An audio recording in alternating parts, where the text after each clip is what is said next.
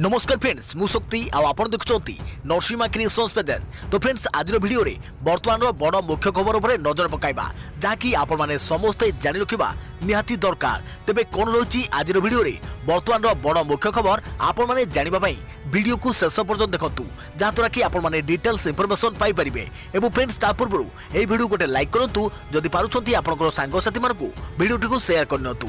जदि फ्रेंड्स आपण माने आमो चैनल ले नुआ ही वीडियो देखुछंती पूर्व केबे भी हमरो चैनल को सब्सक्राइब करनाती तबे निहाती चैनल को सब्सक्राइब करे सहित पाखे आसुवा बेल आइकन को बजाय रखतांतु।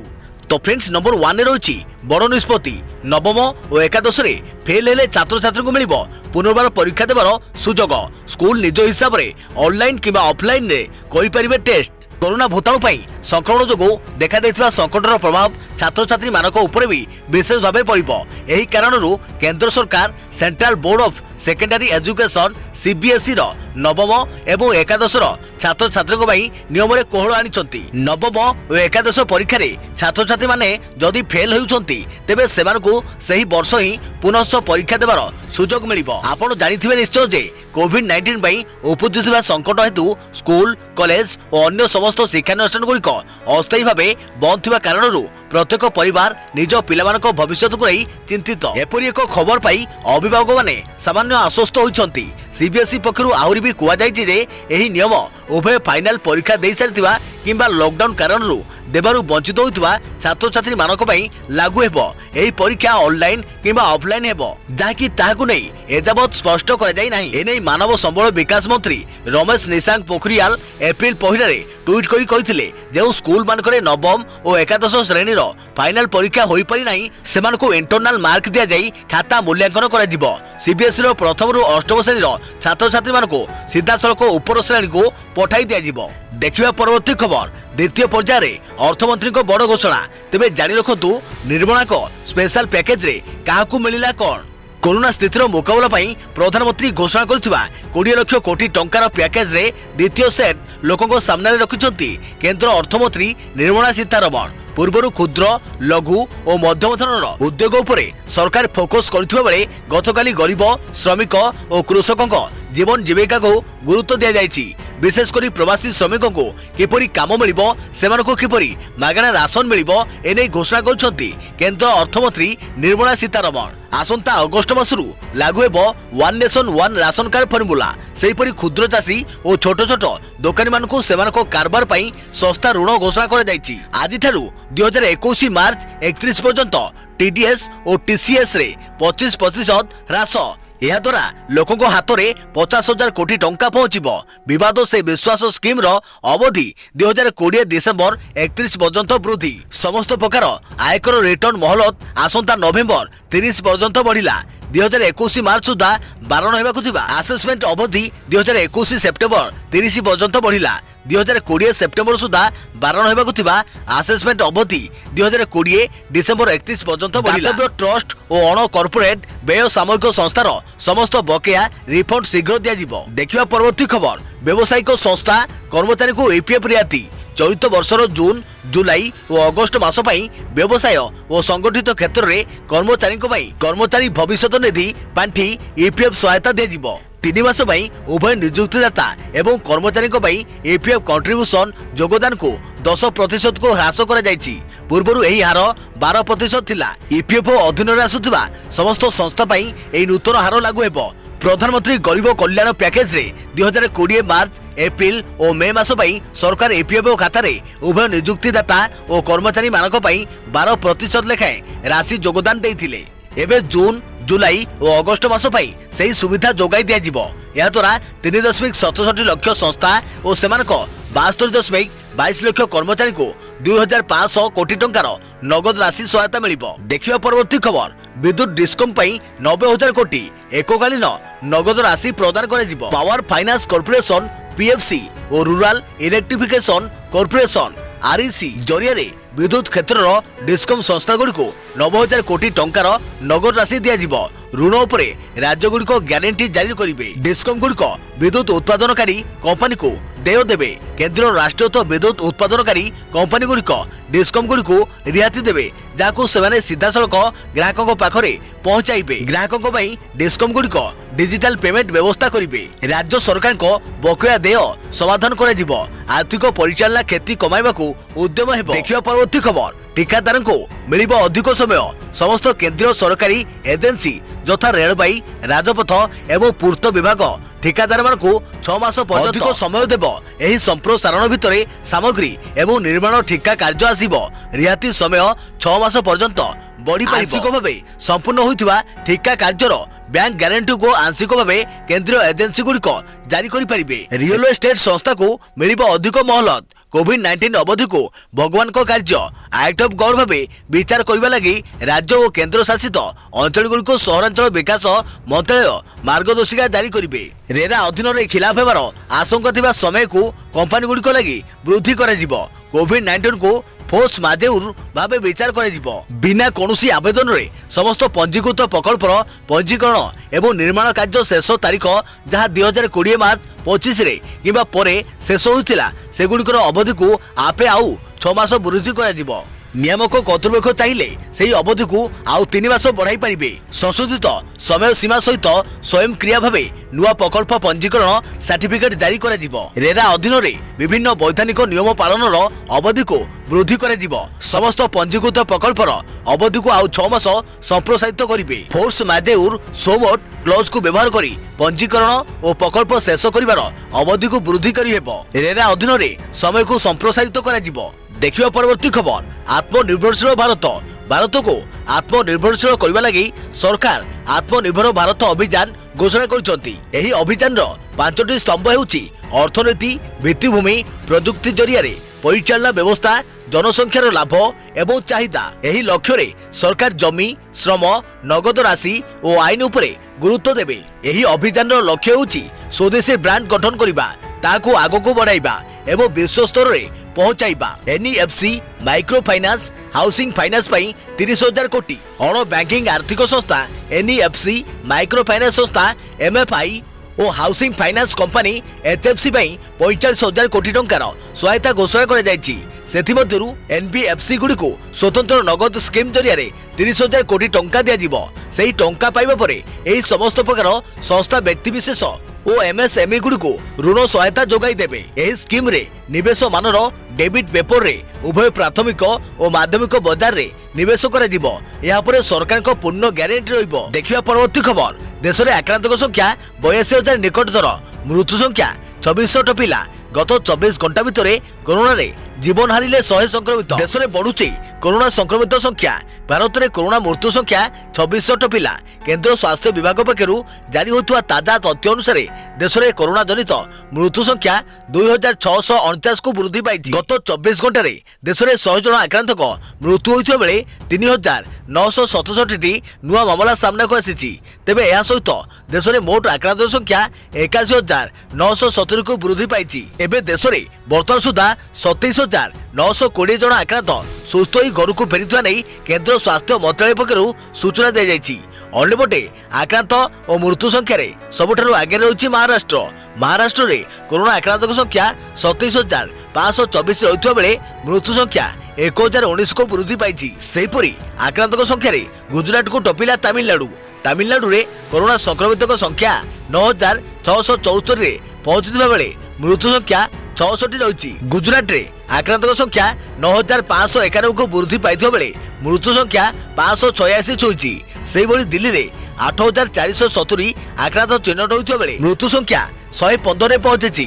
तेबे आंध्र प्रदेश रे 2,205 कोरोना आक्रांत होता बेले मृत्यु संख्या 48 पहुंची। मध्य प्रदेश रे कोरोना आक्रांत संख्या वृद्धि पाई 4,424 पहुंची एवं मृत्यु संख्या छुईला 237। एवं राजस्थान रे 4,534 जन कोरोना रे संक्रमित होता बेले मृत्यु संख्या 125 को वृद्धि पाई सूचना देछि केंद्र स्वास्थ्य विभाग। देखिया परवर्ती खबर सरपंच को भी 50 लाख आगधाड़ी कोरोना योद्धा तालिका रे सामिल हेले सरपंच। पुलिस स्वास्थ्यकर्मी भली सरपंच को 50 लाख टंकार सहायता घोषणा। सरपंच को बड़ घोषणा। राज्यर समस्त सरपंच को बड़ घोषणा कले मुख्यमंत्री नवीन पट्टनायक। सरपंच को 50 लाख टंकार सहायता राशि घोषणा कले मुख्यमंत्री नवीन पट्टनायक। कोरोना विरोधी लड़ई रे सरपंच भी जड़े जड़े योद्धा तेणु से सहायता घोषणा कर। तेबे तृणमूल स्तर में कोरोना मुकाबला ପାଇଁ ସରପଞ୍ଚ ମାନେ टीएमसी संगरोध केन्द्र और अन्य कोविड सुविधा गुड़िकर सुपरिचालन उत्सर्गीकृत भाव महत् काम करुछंती। सेमाने आम आगधाड़ी योद्धा सेमानक परिवार हित ପାଇଁ 50 लाख टंकार सहायता घोषणा करिसेंती मुख्यमंत्री नवीन पट्टनायक। देखिया परवर्ती खबर। खूब जोरे आगे चली रथ निर्माण परंपरा आधार रे रथ काल विजय है महाप्रभु को आज्ञामाल पूजा पांडक पूजार्चना पर 3 रथ आगे लगिला 6टी चक। आज श्रीक्षेत्र में भौरी परंपरा आधार रे रथ काल विजय करिछि महाप्रभु को आज्ञामाल। भौरी तिथि 3 पूजा पंडा सकाल धूप पर महाप्रभु को निकटरू 3टी आज्ञामाल आनी 3 रथर चक निकट में लगी करने सह मुख्य विश्वकर्मा मानकु साड़ी बंधा जाइछि। पर 3 रथर 3टी अखरे मोट 6टी चक संजोग करा जाइछि। एथिपाई आवश्यक चक सबू निर्माण सरिछि। शिल्प शास्त्र और रथ संहिता अनुसार 3टी रथरे चक अख डेरा एक प्रमुख काम। भौरी और रथ चक अख डेरा नहीं मध्य श्रीमंदिर प्रशासन पक्षरु समस्त व्यवस्था होइछि। नदीओष तालध्वज और देवदलन रथरे मोट 42टी चक लागिबो। या मध्यरे वर्तमान सुधा 6टी चक निर्माण शेष होई सारिछि। आउ 36टी चक तयारी हेबो। रथरे चक जोड़ा जिबो परे 3टी रथर 42टी तुंबरे अर जोड़ा जीव। आगको स्नान पूर्णिमार 3 रथर 4 नाहका टेका जीवार परंपरा रही। सेपटे आज महाप्रभु को बाहर चंद्र यात्रार शेष दिन।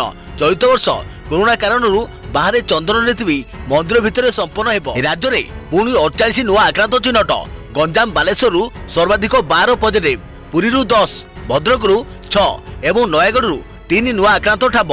मोट संक्रमित संख्या 672 को वृद्धि। राज्य में आउ 48 नुआ पॉजिटिव चिन्हट होती। चिन्हट होता नुआ आक्रांत गंजाम, पुरी, देवगढ़, जाजपुर, बालेश्वर, कटक, नयगढ़, भद्रक एवं सुंदरगढ़ होइथुवा नै राज्य स्वास्थ्य और परिवार कल्याण पक्षरु सूचना दिया जायछि। तेबे 48 नुआ आक्रांतक मध्यरु गंजाम 12, बालेश्वर 12, पुरी 10, भद्रक 6, नयगढ़ 3, जाजपुर 2, सुंदरगढ़ और कटक एवं देवगढ़ जड़े लेखाएं कोरोना संक्रमित चिन्हट होती। तेबे नुआ आक्रांत को मिसाई राज्य में मोट कोरोना संक्रमित संख्या 672 को वृद्धि पाई। एने राज्य स्वास्थ्य और परिवार कल्याण विभाग पक्षर सूचना दी जाइछि। गंजाम रे आज 12 आक्रांत चिन्हट होगा पर आक्रांतक संख्या 264 को वृद्धि पाई। सेहीपरि बालेश्वर रे आज नुआ 12 आक्रांत को मिसाई जिले में मोट संक्रमित संख्या 102 को छुईला। तेबे किछि दिनर विरोधी पर आज पुरी रे एका बेले 10 नुआ कोरोना पॉजिटिव बाहरी फल यह मिसाई जिले में मोट आक्रांतक संख्या 90 पहुंची। से नुआ 48 आक्रांतक भितर भद्रक चिन्हट होती 6 नुआ कोरोना पॉजिटिव। तेबे नुआ आक्रांत को मिसाई जिले में मोट संक्रमित संख्या 44 को वृद्धि पाई। अन्यपटे नयगढ़ कोरोना प्रकोप देखा मिली। आज 3टी नुआ कोरोना संक्रमित चिन्हट होगा पर जिले में मोट कोरोना आक्रांत संख्या 4 रे पहुंची। से जाजपुर में आज पुणी 2 जन कोरोना आक्रांत चिन्हट होता बेले एठारे आक्रांत संख्या 90 को छुईला। से आज सुंदरगढ़, कटक एवं देवगढ़ जड़े लेखाएं कोरोना संक्रमित ठाब होता बेले जिले में मोट आक्रांतक संख्या 26, 4 एवं 2 को वृद्धि पाई। सेपटे आज नुआ 48 कोरोना संक्रमित को मिसाई राज्य में मोट आक्रांत संख्या 672 पहुंचुवा बेले एमानक मध्यरु 158 जन आक्रांत सुस्थ होई घर को फेरिथिबा बेले 511 जन आक्रांत विभिन्न कोविड हॉस्पिटल रे चिकित्सित होउछंती। सेबोली 3 कोरोना आक्रांत मृत्यु घटिथिबा नै विभाग पक्षरु स्पष्ट कर जायछि।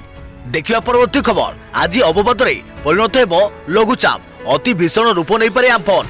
ओडिशा उपरे प्रभाव नहीं एबे भी चित्र अस्पष्ट। 18-19 रे प्रबल वर्षा संभावना। बुधवार दक्षिण पूर्व बंगोपसागर सृष्टि होता लघुचाप क्षेत्र घनीभूत होई गतकाली ओएल बार्ग लो प्रेशर रे परिणत होइछि। आगको यह कि रूप नेब ताहा वर्तमान सुधा सठिक भावे जଣା पड़ी नाही। यह 16 तारिख रे दक्षिण बंगोपसागर रहिबा सह बात्या रूप नहीं पारे। 17 तारिख बेलू यह केंद्रीय बंगोपसागर अति भीषण बात्या रूप नेबार संभावना मध्य रही। बात्यार नाम आम्फेन रहिबो। तेबे यार प्रभाव ओडिशा पर रहिबो कि नहीं से नहीं एबे भी विभिन्न मॉडल भिन्न भिन्न चित्र आंकुचंती। तेबे अधिकांश मॉडल जहाँकि कहूछि जे बात्या ओडिशा रे स्थलभाग छुईबो कि नहीं ता जଣା पडु नाही, किंतु यार बलय भितरे उपकूल अंचल रहिबो। आउ किछि मॉडल सूचना हेउछि ओडिशा बर्ती जाई पारे। जदि यार प्रभाव ओडिशा पर रहे तेबे 18 ରୁ 20 तारिख जाए प्रभाव अनुभूत हेबो और 19 तारिख दिन ओडिशा रे भीषण वर्षा और पवन हेबो। यह 20 तारिख रे स्थलभाग स्पर्श करिबो। भारत सरकारकर एनसीओएम मॉडल कहूछि जे यह आंध्र प्रदेश रो उत्तर उपकूल और संलग्न दक्षिण ओडिशा रो भूभाग को स्पर्श करि पारे। अमेरिका एनसीबी मॉडल कहूछि यह बांग्लादेश रो पूर्व उपकूल रे चिटागंग পশ্চিমবঙ্গ সহর পাখাপাখি স্থাନରେ স্থলভাগ স্পর্শ করিব। ଭାରତୀୟ ପାଣିପାଗ ବିଭାଗର GFS ମଡେଲ କହୁଛି ଏହା ଓଡ଼ିଶା ଓ ସଂଲଗ୍ନ ପଶ୍ଚିମବଙ୍ଗ ମଧ୍ୟରେ ସ୍ପର୍ଶ କରିପାରେ। ଭାରତୀୟ ପାଣିପାଗର GFS ମଡେଲ କହୁଛି ଯେ ଏହା ଓଡ଼ିଶାରେ ଘଷି ହୋଇ ପଶ୍ଚିମବଙ୍ଗ ଓ ବାଂଲାଦେଶ ଆଡ଼କୁ ଯିବାର ସମ୍ଭାବନା ରହିଛି। ଆକୁଳ ୱେଦର କହିଛି ଯେ ଏହା ଉତ୍ତର ବଙ୍ଗୋପସାଗରର ମୁଣ୍ଡରେ ଥିବା ବାଂଲାଦେଶର ସୁନ୍ଦରବନ ଆଡ଼େ ଯିବାର ସମ୍ଭାବନା ରହିଛି। ପାଣିପାଗ ବିଶେଷଜ୍ଞ ସୁରେନ୍ଦ୍ରନାଥ ପଶୁପାଳକ ପୂର୍ବାନୁମାନ କରିଛନ୍ତି ଯେ ବାତ୍ୟା ସମ୍ପର୍କରେ ବର୍ତ୍ତମାନ ସୁଦ୍ଧା ଆଉ କିଛି ତଥ୍ୟ ଅସ୍ପଷ୍ଟ ରହିଛି। ତେବେ 17 ତାରିଖ ଦିନ ତାହା ଅଧିକ ସ୍ପଷ୍ଟ ଭାବେ କହିହେବ। ବର୍ତ୍ତମାନ ପାଇଁ ଆତଙ୍କିତ ହେବାର କାରଣ ନାହିଁ, କେବଳ ସତର୍କ ରହିବା ଉଚିତ। ଦେଖିବା ପରବର୍ତ୍ତୀ ଖବର। ପ୍ରବାସୀଙ୍କ ଫେରିବା ପାଇଁ ଆଧାର ନୁହେଁ ବାଧ୍ୟତାମୂଳକ। ଆଧାର ବ୍ୟତୀତ ଅନ୍ୟ କାଗଜପତ୍ର ଦେଖାଇ ପାରିବେ ପ୍ରବାସୀ ଓଡ଼ିଆ। ଜନସ୍ୱାର୍ଥ ମାମଲାର ଶୁଣାଣିରେ ହାଇକୋର୍ଟଙ୍କ ରାୟ। ପ୍ରବାସୀ ଓଡ଼ିଆ ନିଜ ରାଜ୍ୟକୁ ଫେରିବା ପୂର୍ବରୁ କରିଥିବା ପଞ୍ଜୀକରଣ ପାଇଁ ପରିଚୟପତ୍ର ଭାବେ କେବଳ ଆଧାର କାର୍ଡ ବାଧ୍ୟତାମୂଳକ ନୁହେଁ, ଆଧାର କାର୍ଡ ସହିତ ଅନ୍ୟ ପରିଚୟପତ୍ରକୁ ମଧ୍ୟ ପଞ୍ଜୀକରଣ ପାଇଁ ବ୍ୟବହାର କରିହେଉଛି। ରାଜ୍ୟ ସରକାର ଏଥିପାଇଁ ଥିବା ପୋର୍ଟାଲରେ ଆବଶ୍ୟକ ବ୍ୟବସ୍ଥା କରିଛନ୍ତି। ପ୍ରବାସୀଙ୍କ ପଞ୍ଜୀକରଣ ପାଇଁ ଆଧାର କାର୍ଡ ବାଧ୍ୟତାମୂଳକ ବ୍ୟବସ୍ଥାକୁ ଚ୍ୟାଲେଞ୍ଜ କରି ଦାୟର ମାମଲାର ଶୁଣାଣି ସମୟରେ ଗତକାଲି ରାଜ୍ୟ ସରକାରଙ୍କ ପକ୍ଷରୁ ଏପରି ସତ୍ୟପାଠ ଦାଖଲ କରାଯାଇଥିଲା। ଆଧାର କାର୍ଡ ସହିତ ଅନ୍ୟ ପରିଚୟ ପତ୍ରଗୁଡ଼ିକୁ ମଧ୍ୟ ପଞ୍ଜୀକରଣ ପାଇଁ ଗ୍ରହଣ କରାଯାଉଛି ଓ ରାଜ୍ୟ ସରକାରଙ୍କ ଏ ସମ୍ପର୍କିତ ୱେବସାଇଟ୍ରେ ଏହି ତଥ୍ୟ ଉପଲବ୍ଧ ବୋଲି ୱର୍କର୍ସ ବିଭାଗ ଅତିରିକ୍ତ ସଚିବଙ୍କ ପକ୍ଷରୁ ଦାଖଲ ସତ୍ୟପାଠରେ ଉଲ୍ଲେଖ କରାଯାଇଥିଲା। ମୁଖ୍ୟ ବିଚାରପତି ଜଷ୍ଟିସ ମହମ୍ମଦ ରଫିକ ଓ ଜଷ୍ଟିସ ଚିତ୍ତରଞ୍ଜନ ଦାସଙ୍କୁ ନେଇ ଗଠିତ ଖଣ୍ଡପୀଠ ସରକାରଙ୍କ ସତ୍ୟପାଠକୁ ଗ୍ରହଣ କରି ଏ ସମ୍ପର୍କିତ ମାମଲାର ଶୁଣାଣିରେ ପୂର୍ଣ୍ଣଚ୍ଛେଦ ପକାଇଛନ୍ତି। ମାମଲାର ବିବରଣୀରୁ ପ୍ରକାଶ ଯେ କରୋନା ଭୂତାଣୁ ସଂକ୍ରମଣ ନେଇ ସାରା ଦେଶରେ ଲକଡାଉନ କରାଯାଇଥିବା ବେଳେ ବାହାର ରାଜ୍ୟରେ ରହିଥିବା ଶ୍ରମିକ ଓ ଅନ୍ୟ ବ୍ୟକ୍ତି ବିଶେଷ ରାଜ୍ୟକୁ ଫେରିବା ପାଇଁ ସରକାର ବ୍ୟବସ୍ଥା କରିଛନ୍ତି। ରାଜ୍ୟକୁ ଫେରିବାକୁ ଚାହୁଁଥିବା ବ୍ୟକ୍ତିମାନେ ରାଜ୍ୟ ସରକାରଙ୍କ ପୋର୍ଟାଲରେ ପଞ୍ଜୀକରଣ କରିପାରିବେ ବୋଲି କୁହାଯାଇଛି। ଏଥିସହିତ ପ୍ରବାସୀଙ୍କ ପରିବାର ଲୋକମାନେ ମଧ୍ୟ ପଞ୍ଚାୟତ ସ୍ତରରେ ଏନେଇ ଅଫଲାଇନରେ ମଧ୍ୟ ପଞ୍ଜୀକରଣ ପାଇଁ ବ୍ୟବସ୍ଥା କରାଯାଇଥିଲା। କିନ୍ତୁ ପ୍ରାଥମିକ ପର୍ଯ୍ୟାୟରେ ପଞ୍ଜୀକରଣ ପାଇଁ ଜଣେ ପ୍ରବାସୀଙ୍କ ପରିଚୟ ଭାବେ ଆଧାର କାର୍ଡ ବାଧ୍ୟତାମୂଳକ କରାଯାଇଥିଲା। ଆଧାର କାର୍ଡ ତଥ୍ୟ ନଦେଲେ ୱେବସାଇଟ୍ରେ ପଞ୍ଜୀକରଣ ସମ୍ପୂର୍ଣ୍ଣ ଗ୍ରହଣୀୟ ହେଉନଥିଲା।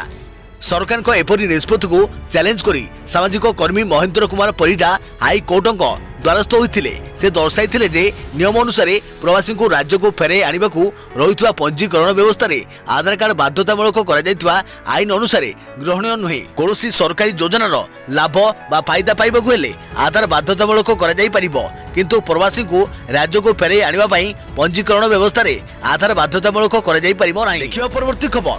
104କୁ ମିଛ କଲ୍ ବଢ଼ାଉଛି ଚିନ୍ତା, କମିଶନରେଟ ପୋଲିସ ପାଉନି ପତ୍ତା। ଆଜ୍ଞା ନମସ୍କାର, ମୁଁ ଚଣ୍ଡୀ କହୁଛି, ମୋସାଣୀ ଚଣ୍ଡୀ। ରାଜ୍ୟ ସରକାରଙ୍କ ଜରୁରୀ କାର୍ଯ୍ୟ ଲାଗି ଜାରି ହେଉଥିବା ହେଲ୍ପଲାଇନ୍ ନମ୍ବରରେ ଏଭଳି ଢଙ୍ଗରେ କିଛି ବ୍ୟକ୍ତି ମିଥ୍ୟା କଲ୍ କରି ଥଟ୍ଟା ମଜା କରୁଛନ୍ତି। କିଏ? ହ୍ୟାଲୋ ମ୍ୟାଡାମ, ମୁଁ ତମ ଡାର୍ଲିଂ କହୁଛି ତ। ଆଉ କିଏ? ମ୍ୟାଡାମ, କାଲି ଓଡ଼ିଶାରୁ 100 କୋଟି ଲୋକ ମରିଗଲେ ବୋଲି ପଚାରୁଛନ୍ତି। ସେହିପରି ମୋଦି ସରକାର କ'ଣ ଜିଓରେ ଫ୍ରି ଅଫର ଆଣିଛନ୍ତି କି? ଏହି ଫୋନ୍ ନମ୍ବରକୁ କଲ୍ କରି ସ୍ୱାସ୍ଥ୍ୟ ସମସ୍ୟା ସମ୍ପର୍କରେ କହିବା ପରିବର୍ତ୍ତେ କିଛି ଲୋକ ଥଟ୍ଟା ତାମସା କରୁଛନ୍ତି। ଖାଲି ପୁରୁଷ ନୁହେଁ, ବରଂ ମହିଳାମାନେ ମଧ୍ୟ ଫୋନ୍ କରି ହଇରାଣ ହରକତ କରୁଛନ୍ତି। ଏଥିପାଇଁ ସେବା ଯୋଗାଉଥିବା ସେବାକାରୀଙ୍କ ଉତ୍ସାହ କମୁଛି। ରାଜ୍ୟରେ କରୋନା ଆକ୍ରାନ୍ତଙ୍କ ସଂଖ୍ୟା 600 ଟପିଛି। ରାଜ୍ୟ ବାହାରୁ ଲୋକେ ଆସୁଛନ୍ତି। ଜରୁରୀ କାର୍ଯ୍ୟରେ ସେବା ଯୋଗାଉଥିବା 104କୁ ପ୍ରତିଦିନ 10,000ରୁ କଲ୍ ଅଧିକ ଆସୁଛି। ହେଲେ କିଛି ଅମାନିଆ ଅସଭ୍ୟ ଏଭଳି ଫୋନ୍ କରି ନମ୍ବରକୁ ବ୍ୟସ୍ତ ରଖୁଛନ୍ତି। ସେମାନଙ୍କ ପାଇଁ ନିହାତି ସେବା ଆବଶ୍ୟକ କରୁଥିବା ବ୍ୟକ୍ତି ବଞ୍ଚି ଦେଉଛନ୍ତି। ପୂର୍ବରୁ 104କୁ ଫେକ୍ କଲ୍ କରି ହଇରାଣ କରୁଥିବା ବ୍ୟକ୍ତିଙ୍କ ନାଁରେ ସେବା ଯୋଗାଉଥିବା ସଂସ୍ଥା ଚିକିତ୍ସା ହେଲ୍ଥ କେୟାର ଲିମିଟେଡ୍ ପକ୍ଷରୁ ଶହୀଦନଗର ଥାନାରେ ଅଭିଯୋଗ କରିଥିଲା। ହେଲେ ଅଭିଯୋଗର 20 ଦିନ ବିତି ଯାଇଥିଲେ ସୁଦ୍ଧା କୌଣସି ବ୍ୟକ୍ତିଙ୍କ ବିରୁଦ୍ଧରେ କାର୍ଯ୍ୟାନୁଷ୍ଠାନ ଗ୍ରହଣ କରାଯାଇ ନାହିଁ। ଉକ୍ତ ଘଟଣାର ତଦନ୍ତ ଭାର କମିଶନରେଟ ପୋଲିସର ସ୍ପେଶାଲ ସ୍କ୍ୱାଡକୁ ଦିଆଯାଇଥିଲା। ହେଲେ ତଦନ୍ତ କେଉଁଠି ଅଟକିଛି ତାହା ଜଣାପଡ଼ିନି। କାର୍ଯ୍ୟାନୁଷ୍ଠାନ ହୋଇଥିଲେ ଫେକ୍ କଲ୍ କରୁଥିବା ଅମାନିଆ ସାବଳ ହୋଇଥାନ୍ତେ। ଏହା ସହ ଲୋକଙ୍କ ମନରେ ଭୟ ସଞ୍ଚାର ହୋଇଥାନ୍ତା ବୋଲି ସଂସ୍ଥା ପକ୍ଷରୁ କୁହାଯାଇଛି। ସୂଚନାଯୋଗ୍ୟ ଯେ ହେଲ୍ପଲାଇନ୍ ନମ୍ବର 104କୁ ପରିଚାଳନା କରୁଥିବା ସଂସ୍ଥା ପକ୍ଷରୁ ଅଶ୍ଳୀଳ ଫୋନ୍ କରିଥିବା 38 ଜଣଙ୍କ ବିରୁଦ୍ଧରେ ଥାନାରେ ଅଭିଯୋଗ ହୋଇଥିଲା। ଏଥିରେ ଗୋଟିଏ ନମ୍ବରରୁ ହେଲ୍ପଲାଇନ୍ ନମ୍ବରକୁ ସର୍ବାଧିକ 279 ଥର କଲ୍ ଆସିଥିଲା। ଅଭିଯୁକ୍ତଙ୍କ ବିରୁଦ୍ଧରେ ଦୃଢ଼ କାର୍ଯ୍ୟାନୁଷ୍ଠାନ ଗ୍ରହଣ କରାଯାଉ ବୋଲି ସଂସ୍ଥା ଦାବି କରିଥିଲା। ତେବେ ଯେଉଁମାନେ ଏଭଳି ଫେକ୍ କଲ୍ କରୁଛନ୍ତି, ଯାହାକି 104 ନମ୍ବରଟି ଯୋଉ ରହିଛି, ତେବେ ଆପଣମାନଙ୍କ ସେବା ପାଇଁ ରହିଛି। ଆପଣମାନେ ଏଭଳି ହଇରାଣ ହରକତ କରନ୍ତୁ ନାହିଁ, ଫେକ୍ କଲ୍ କରନ୍ତୁ ନାହିଁ। ଆପଣମାନଙ୍କୁ ଆମର ରିକ୍ୱେଷ୍ଟ, କାହିଁକି ନା ଏଭଳି ବିପଦ ସମୟରେ ଥଟ୍ଟା ମଜା ପରିହାସ अपहास मनीष पड़िया नुहे। तो फ्रेंड्स ये बर्तमान समय बड़ मुख्य खबर जहाँकि आपण मैंने समस्ते जानी रखा निहाती दरकार थिला। वीडियोटी भल लगी वीडियो को लाइक करेंगे जदि पारिबे आपनकर सांगसाथी मानकु ए वीडियोटी को शेयर करनेबे। जदि फ्रेंड्स आपण माने हमर ए चैनल नुआ ही वीडियो देखचंती पूर्वरु केबे भी हमर ए चैनल को सब्सक्राइब करनांती तेबे निहाती चैनल को सब्सक्राइब करे सहित पाखरे आस्तुवा बेल आइकन को बजाय रखिबे। तो फ्रेंड्स पुणी देखाबो आगामी को नुआ वीडियो रे। से पर्यंत थैंक यू, टेक केयर, जय जगन्नाथ, जय भारत।